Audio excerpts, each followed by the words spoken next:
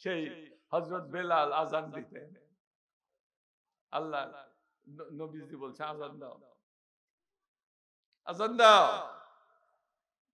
হযরত বেলাল আজান দিতেন।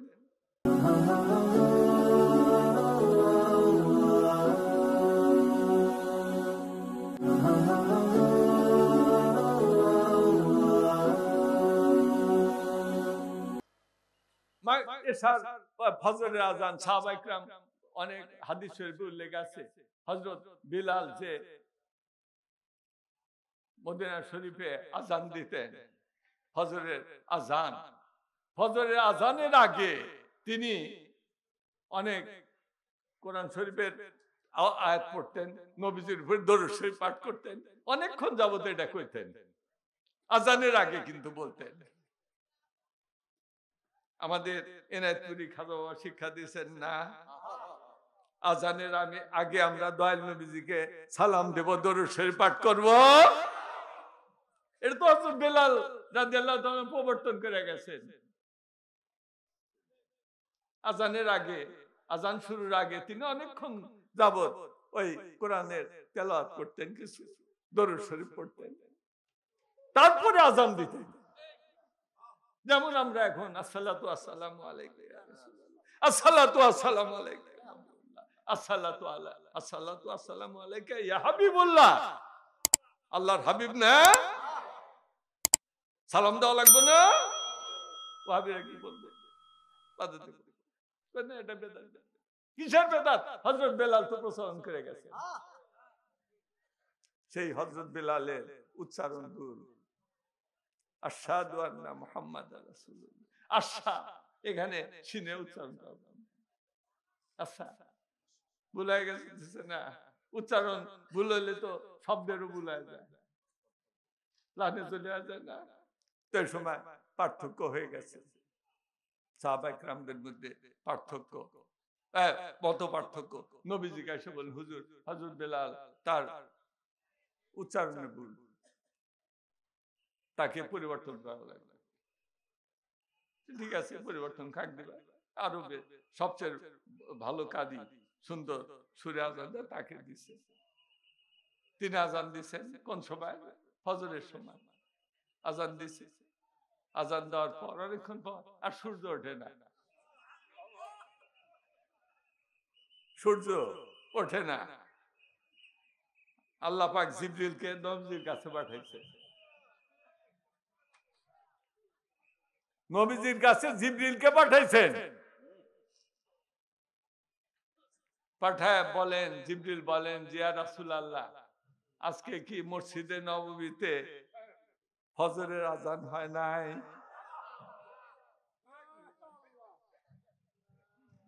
নবীজি বলেন খুব সুন্দর সহি মাখরাজ, সহি মাখরাজ পায় না, সহি মাখরাজে আজান হয়েছে, পায় না, আল্লাহর আরশ পর্যন্ত পৌঁছে নাই। এই জন্য দেখেন না যে সূর্য ওঠে না।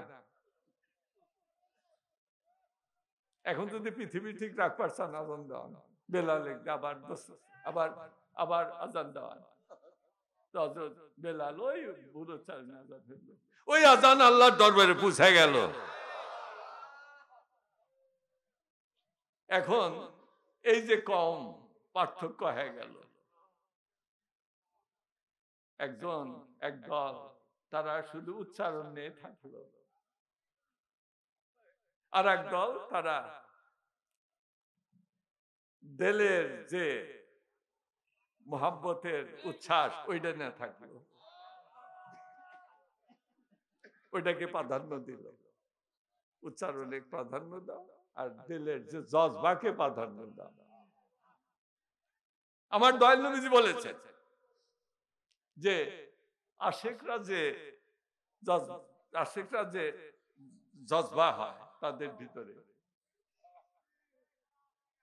এই জজবায় তারা চিৎকার করে, অমুক করে, অমুক করে। তখন জাহের খেয়ালরা ওটা বিরক্ত বোধ করে, পাগল পাগল বলে, পাগল পাগল। আমার নবীজি হাদিস শরীফের ভিতরে বলে যেই যে আশেক যারা আল্লাহ রসুলের প্রেমে জজবায় মাজুব।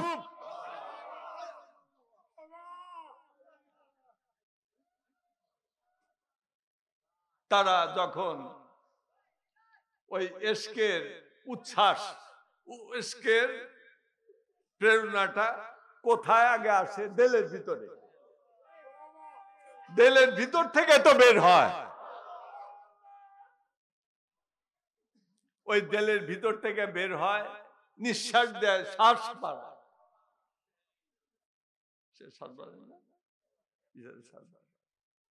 এই যে নিঃশ্বাস দেয়, শ্বাস বের হয়, ওই যে শ্বাস, ওই শ্বাসের ওজন আছে। জজবাতুম মিন জজবাতিল হাক্কি তুয়াজিনু আমালু সাকালাইন। নবীজি বলেন যে আশিকের ইশকের যে জজবা, জজবার যে নিঃশ্বাস, ওই নিঃশ্বাসের যে ওজন, সেই নিঃশ্বাসের, একজন আশিকের একটা নিঃশ্বাসের ওজন যদি তুমি এক দাড়ি পাল্লার এক পাল্লায় রাখো, আর আমালু সাকালাইন, আমালু সাকালাইন মানে কি? আমালু সাকালাইন মানে সাকালুন, সাকালুন শব্দের অর্থ ভার বহনকারী জন্তু। ভার বহনকারী জন্তু কি রকম? যেমন ঘোড়া, গাধা, এর পিঠে বোঝা দেয়, হাতির পিঠেও তো বোঝা দেয়। এদের বলা হয়, কি বলা হয়? সাকালুন। তারা বোঝা বহন করে। কুলিরাও বোঝা বহন করে না। আমার নবীজি বলেন এই ভার বহনকারী দুই জন্তু, জন্তু মানে যার জীবন আছে, মানুষেরও তো জীবন আছে। তুমি কইবে যে মানুষ আর জন্তু এটা কি এক নাকি? এক। এই দিক দিয়ে যে ওই গরু, গরু গাধা এদেরও জীবন আছে, তোমরা মানুষ, তোমাদেরও জীবন আছে। এই হিসাবে তো তোমরাও জন্তু, অ্যানিম্যাল। তোমরা তো অ্যানিম্যাল, তোমাদের ভিতরে প্রাণ আছে, প্রাণী তোমরা, তোমরা প্রাণী। ওই গরু ছাগল ওরাও প্রাণী। এই দিকটা কিন্তু এক। আমার নবীজি বলেন যে এই দুইটা ভারবাহী প্রাণী, দুইটা ভারবাহী প্রাণী, যখন একটা বলা হয় 1 বছর, 2 বছর, আর ভিতরে শুধু 2 বছর, আর পৃথিবীতে কোনো ভাষায় 2 বছর আছে বলে আমি জানি না, থাকতেও পারে, তো আমি জানি না। তো আরবি ভাষায় 1 বছর, 2 বছর, বহু বছর, 1 বছর, 2 বছর, বহু বছর। এই 2 বছরের ফর্মুলায় নিয়ে গেছেন নবী। বলতেছে যে জজবাতুম মিন জজবাতিল হাক্কি, প্রকৃত জজবাধারীদের যে জজবা, ওই লোক দেখানো জজবা করলে কিন্তু লাভ হইব না। প্রকৃত জজবা, তাদের যে জজবা, জজবার জন্য তারা যখন ফু করে নিঃশ্বাস ফেলায়, ওর যে ওজনটা, ওই ওজন যদি এক পাল্লায় রাখো, আর পৃথিবীতে যে দুইটা জাত আছে, দুই জাত যারা বোঝা বহন করার জন্য আমি সৃষ্টি করছি, কারা? এরা কি ওই জন্তু জানোয়ার, ওই গাধা বা ঘোড়া যাদের উপরে বোঝা চাপানো হয়, তারা না। আল্লাহ পাক দুইটা জাতিকে সৃষ্টি করছেন বোঝা বহনকারী হিসাবে। কিসের বোঝা? শরীয়তের বোঝা। শরীয়তের বোঝা বহন করার জন্য দুইটা জাতির উপরে তাদেরকে বোঝাবাহী জাতি বলে ঘোষণা করছে। তারা একটা হচ্ছে মানুষ, একটা জিন। তাদের উপরে শরীয়তের বোঝা চাপিয়ে দেওয়া হয়েছে। তাদেরকে বলা হয় এই শরীয়তের বোঝাবাহী। তাদেরকে বোঝা বহন করতে হবে। মারা যাইতেছে, তার আগে নামাজ পড়া লাগবে। নামাজ মাপ আছে নাকি? বেহুশ টেহুশ হয়ে গেলে অন্য কথা, কিন্তু জাগনা অবস্থায় থাকলে তো নামাজ পড়া লাগবে, মরার আগে পড়া লাগবে। তাহলে এটা বোঝা না, শরীয়তের বোঝা। এই যে শরীয়তের বোঝা, অর্থাৎ যারা আল্লাহর ইবাদত করে,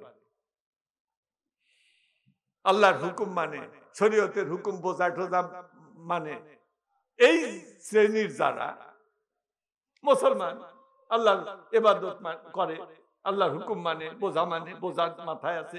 জিনদের ভিতরেও দল আছে, কেউ ইসলামের দল, কেউ কাফেরের দল। যারা ইসলামের দল জিনদের ভিতরে, তারা কিন্তু কি করে, ওই বোঝা, শরীয়তের বোঝা বহন করে। তাহলে পৃথিবীতে যদি 200-250 কোটি মুসলমান আর যদি 100-200 কোটি জিন থাকে, এদের যে সম্মিলিত ইবাদতের যে সওয়াব, এই সওয়াবের ওজন আছে না, এই সওয়াবের ওজনকে কি বলা হয়? কেরাত। এক কেরাত ওজনের মাপ কত? 2 মণ 3 মণ না। আমার নবীজি বলেন, আমার প্রতি যে ব্যক্তি একবার দরুদ শরীফ পাঠ করে, মান সাল্লাল্লাহু আলাইহি সালাতান ওয়াহিদাতান কাতাবাল্লাহু লাহু কিরাতান মিসলা উহুদিন। আমার নবীজি বলেন, যে ব্যক্তি আমার উপরে একবার দরুদ শরীফ পাঠ করবে, আল্লাহ পাক তাকে 1 কেরাত সওয়াব দান করবে। আর ওই কিরাতান মিসলা উহুদিন, আর ওই 1 কেরাত সওয়াবের ওজন হইতেছে উহুদ পাহাড়ের সমান। তাহলে এই রকম দরুদ শরীফ তো তাসাউফপন্থীরা বেশি বেশি পড়ে। আমরা তো প্রত্যেক শান নামাজের 500 বার দরুদ পড়ি, এছাড়াও তো দরুদ শরীফ পড়ি। তাহলে একটা দরুদের জন্য যদি 1 কেরাত, অন্য সহিহ হাদিস নেসাই শরীফের হাদিসে বলা হয়েছে যে নবীজি বলেন, আমার উপরে যে ব্যক্তি একবার দরুদ শরীফ পাঠ করে, আল্লাহ পাক তার আমলনামায় 10টা সওয়াব দান করেন, 10 কেরাত, এবং তার আমল থেকে 10টা গুনাহ মুছায় দেওয়া হয়, এবং তার মর্যাদাকে 10 গুণ বাড়ায় দেওয়া হয় একবার দরুদ পড়লেই। তাই তাহলে এই যে হাজার হাজার কোটি কোটি মানুষ তারা ইবাদত করতেছে, তাদের ইবাদতের সওয়াবের ওজন আছে না? এই সমস্ত ওজনকে যদি আরেক পাল্লায় রাখা যায়, আর ওই আশেকের নিঃশ্বাসের ওজনকে যদি আরেক পাল্লায় রাখা হয়, আমার নবীজি বলেন আশেকের ওই প্রেমের উচ্ছ্বাসের ওজন বেশি হয়ে যাবে। তাহলে আমাদের ওই কমের অন্তর্ভুক্ত হইতে হইব না? হযরত বেলালকে অনুসরণ করা লাগবে না? যারা বলতেছে কালো কালো কাইয়া ওই আল্লাহর ঘরের উপরে কাকা করে, কে ওদের দলে থাকলে চলবো? হিসাব মিলান লাগবো, নাহলে বাঁচা যাবে না, বাঁচার উপায় নাই। আমার নবীজি বলছেন যে হাসরের ময়দানের কথা চিন্তা করো, সাবধান হয়ে যাও। ইয়াউমাই জিনয়াজদুরুন নাসু আশতাতান লিউরা আমাল। ইয়াউমাই জিনয়াজদুরুন নাসু, হাসরের ময়দানে আল্লাহ পাক মানুষকে দলে দলে ভাগ করে উঠাবেন, দলে দলে। আমরা কোন দলের? খাজা বাবার দলের। আমরা খাজা বাবার দলে উঠব। এখন খাজা বাবার দলের থেকে জাহান্নামের ফেরেশতা টাইনে নিয়ে যাইব, আর খাজা বাবা চিন্তিত হবেন না, এটা তো না। কষ্ট পাবেন না, এটা তো না। কিন্তু আল্লাহ তো বলছেন, আল্লাহর ওলিদের কোনো ভয় নাই, চিন্তা নাই, কষ্ট নাই, কিছু নাই। সুতরাং তার দলের থেকে টাইনা ফেরেশতারা, জাহান্নামের ফেরেশতারা টাইনা জাহান্নামে নেবে না, এ ব্যাপারে আমরা নিশ্চিন্ত। আজকের এই মাহফিল ওরস শরীফের মাহফিল, কালকে হয়তো আখেরি মোনাজাত বলতো যে চাঁদের মেলা। চাঁদের মেলা না, এই যে বৈশা আছে এরা চাঁদ না?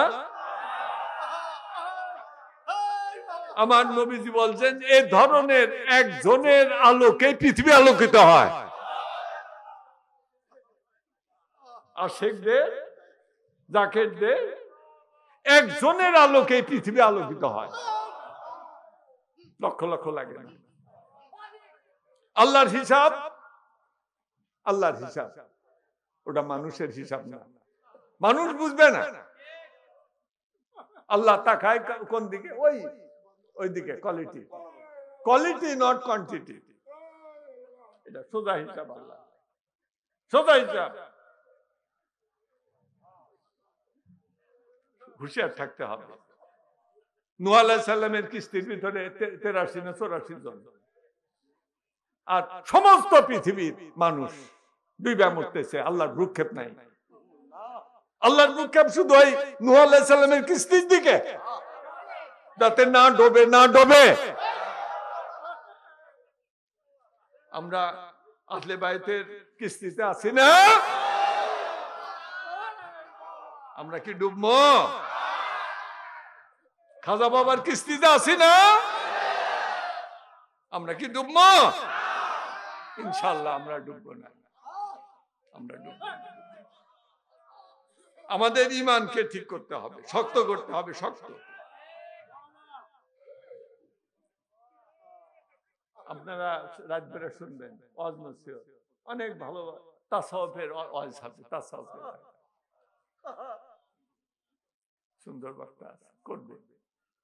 যেমন একটা কথা আমি বলে যাই, কম দল, কম আর দল তো একই। আপনি আশেকের দল, আপনি আশেক বা জাকের দল। আমরা কি দল? জাকের দল। জাকের দল। আমরা কি শুধু মুখে মুখে জেকের করে জাকের দল হয়েছে? খাজা বাবা কালবের জেকের শিক্ষা দেয় নাই? আমাদের সেই কালবের শিক্ষা আছে, আছে না আমাদের কালবের শিক্ষা? তাহলে তো আমরা শক্তিশালী। কালবের যখন জেকের আছে শক্তিশালী না? মুখের জেকের তো ভঙ্গুর, মরলেই জবান বন্ধ। মরলে কি জবান থাকে নাকি?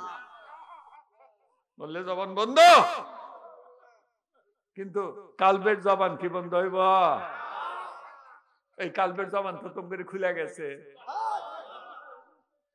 তোমার তো বন্ধ হইব না। এই জন্য বলা হয় তোমরা মরবা না, মরবা না, মরবা না। কারণ যেটা বন্ধ হয় না ওটা মরে না, আর যেটা বন্ধ হয় ওটা মরে। আমাদের লালকুড়ি দরবার আব্বাদিন থেকে গেলে প্রথম গদি নিশিন বড় হুজুর ওই গদি নিশিন হয়ে প্রথম ওরস শরীফের যে ভাষণটা দিয়েছিলেন, আমার অন্য কি বলছে আমার মনে নাই, তবে একটা কথা মনে আছে, খুব ইম্পর্টেন্ট কথা বলে মনে আছে, না থাকতো না, ওটা মনে থাকতো। সেটা কি? তিনি বলছিলেন যে স্থিতিতে, গতিতে জীবন আমার, স্থিতিতে মরণ। গতিতে জীবন আমার, স্থিতিতে মরণ। তোমার যদি জীবন থাকে তাহলে গতি থাকবে, আর তুমি মৃত্যুবরণ করলে আর গতি থাকবে। আমাদের কাল্প যদি জিন্দা হয়ে যায় তাহলে গতি লাভ করলে, আল্লাহর গতি লাভ করলে, আল্লাহর গতি, আল্লাহর গতি, আল্লাহর আলো, এক আলো, আল্লাহর আলো। আলো হিসাব করে আলো চলে, কিভাবে চলে? ফোটন, ফোটন, মনে রাখো ফোটন। এই ফোটনই গতির একক, ফোটন যন্ত্র। এখন সূর্যের ফোটন কত? আল্লাহর যে নূর, আল্লাহ নূরুস সামাওয়াতি ওয়াল আরদি, ওই আল্লাহর নূরের ফোটন কত? এটা বুঝবা? বুঝবা না, বোঝার উপায় নাই। যারা বুঝতেন, ঊনবিংশ শতাব্দীর মহান মুজাদ্দিদ হযরত গাউসুল আজম শায়নাতপুরী রাহমাতুল্লাহ আলাইহি বুঝতেন, বিংশ শতাব্দীর মহান মুজাদ্দিদ আমার দয়াল আব্বাজান বুঝতেন। আমরা তো মিসকিন, মিসকিন। তাও ধরে রয়েছি, কদম ধরে রয়েছি বলে আমরাও সেই থেকে বঞ্চিত না।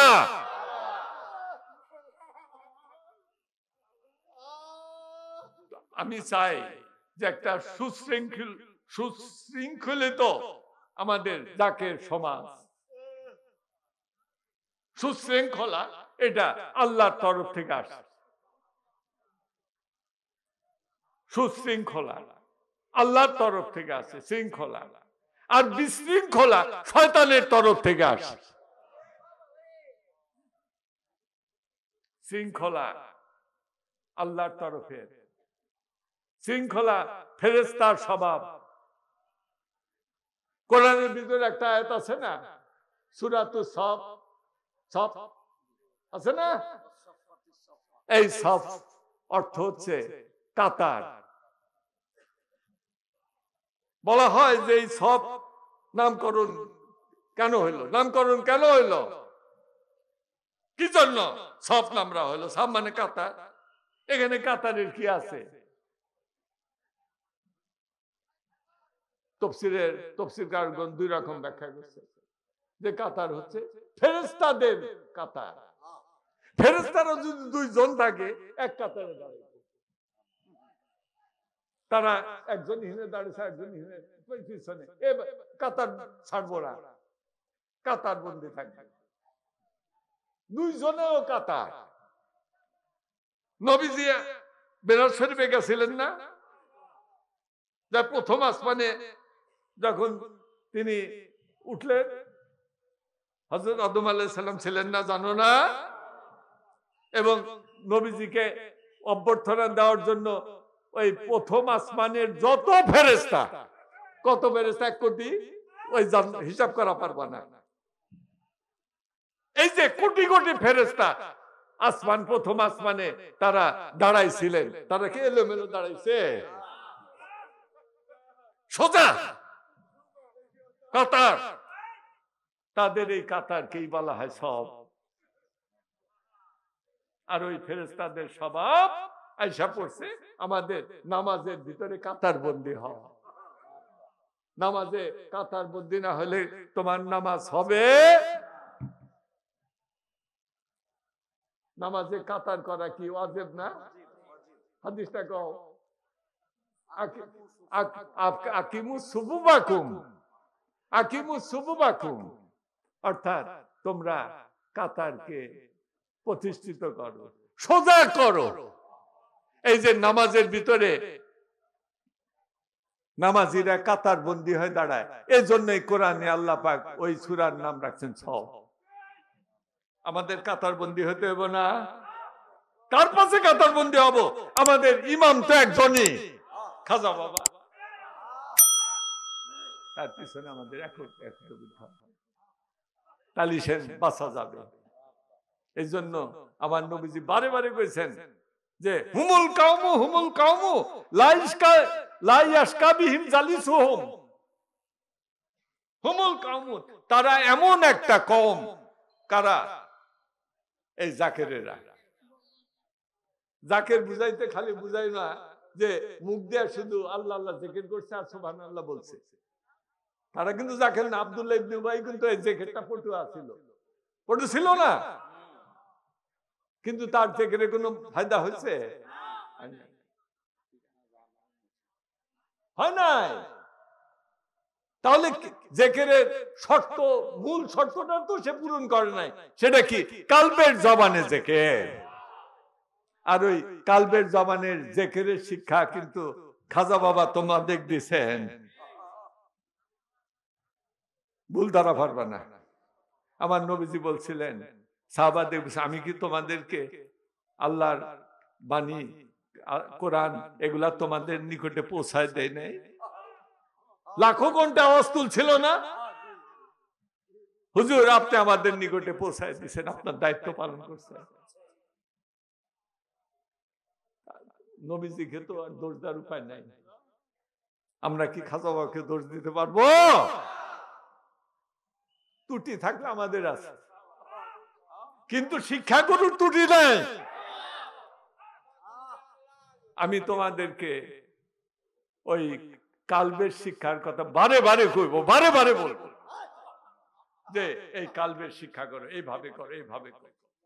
আজকের এই অনুষ্ঠান চলবে সারা রাত্রি চলবো। রহমতের সময় অনুষ্ঠান বাদ দিবে নাকি? আল্লাহ ডাকা লাগবো না, ওইটা বাদ দিলে চলবো? সারা রাত ওয়াজ করলো, হ্যাঁ?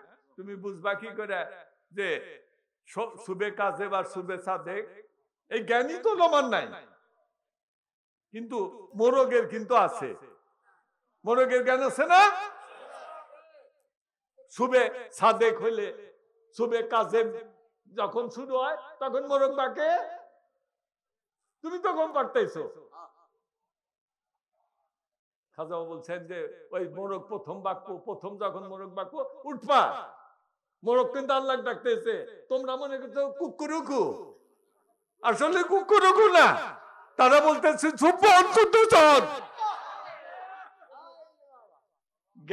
তোমাদের শোনার চোখ গান কান নাই, কি শুনবা? ওই সময় উঠো, উঠে আল্লাহকে ডাকো। খাজা বাবা বলছেন না দোষ দেওয়া পারবা? এই মিসকিন বলতেছে না দোষ দেওয়া পারবা আমার? অপরাধ ক্ষমা করে মিটাও মোদের মন জ্বালা, গুনা খাতা মাফি করে রহম করো খোদা তাআলা, ইয়া আল্লাহ ইয়া রহমান ইয়া রহিম ইয়া রহমাতাল আলামিন ইয়া রহমাতাল আলামিন। দয়াল নবীজির ওই হাদিস বলে শেষ করে দেব, ওয়াজ নসিহত চলবে, তোমরা শুনবে, উপকৃত হবে, ঈমান শক্ত হবে। শয়তানের সেই খাজা বলতেন যে বাবা তুমি তো তোমার পীরের কাছে যাই খালাস, খালাস না, কিন্তু বাবা তোমার পীর যে তোমার কি করে দিতেছে বোঝো না।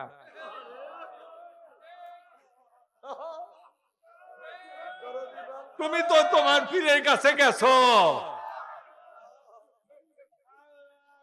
তোমার সেই হেরিকেনের চিমনি ভাঙ্গা, আমগরে হেরিকেনের চিমনি ভাঙ্গা না,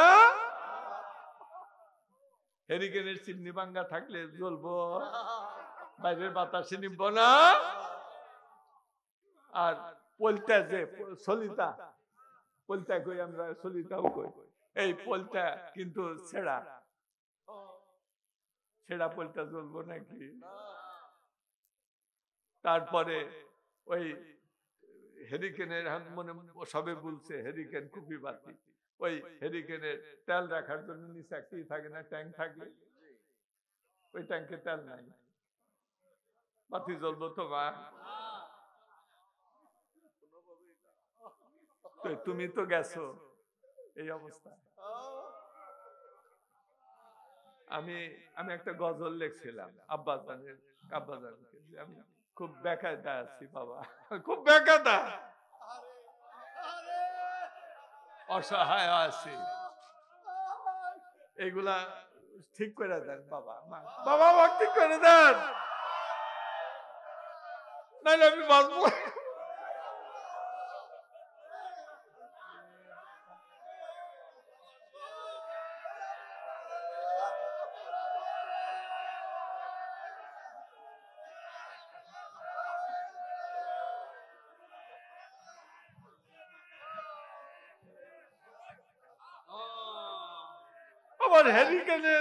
আমার হেরিকেনের চিমনি ভাঙা বাবা, আমার হেরিকেনের সন্তান সলিতা ছেড়া বেড়া, আমার হেরিকেনের ট্যাঙ্কের ভিতরে তেল নাই, বাবা ঠিক করে দেন। এখন তার কদমে না থাকলে কি ঠিক হইতো? আমরা ওইভাবে আসছি সবেই, ওই একই ভিখারি দিছে, ঠিক করে দিছে, ওই ভাঙ্গা চিমনি ঠিক করছে, ভাঙ্গা চিমনি কেউ কি বলতে পারবে যে আমার চিকনি ভালোভাবে আমি খাজার কাছে আসছিলাম? সব ভাঙ্গাচুরা,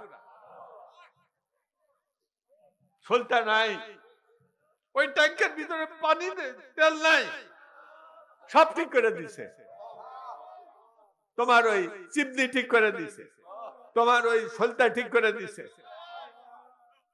তোমার ওই হেরিকেনের ট্যাঙ্কের ভিতরে তেল দিয়ে দিছে।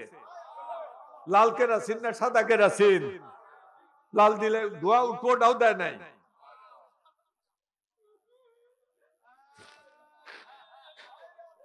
তারপরে তাওয়াজ্জুর মেসে আগুন জ্বালায় দিছে। তারপরে তোমার হাতে দিয়ে বলছে, বাবা বেটা যা, বাড়ি চলে যা, এই আলোকে চল।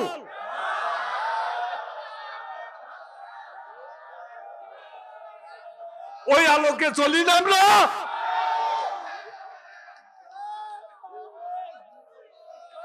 তোমরা শোনো, এই কথাগুলো শোনো, এই কথা আমি যে বললাম, এই কথা সূত্র ধরে ওয়াজ করবো।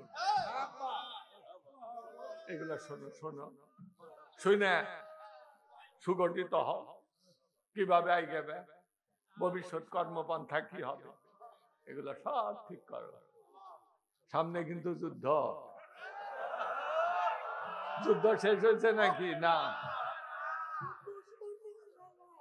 জেহাদে আকবার। নফস শয়তান, একটা শয়তান না, নফস শয়তান, আব্বাজান বলেন নফস শয়তান, খান্নাস শয়তান, আরো খবির শয়তান, কত কিছু, তারও জেন শয়তান আছে না, ইবলিস, সবই আছে। এদের বিরুদ্ধে তোমার লড়তে হবে। একা পারবা? সাথে লাগবো না তোমার? বন্ধু লাগবো না? এই বন্ধু হইতেছে খাজা বাবা। খাজা বাবা কদম চরণ ধরে থাকো। আমার লাল বালা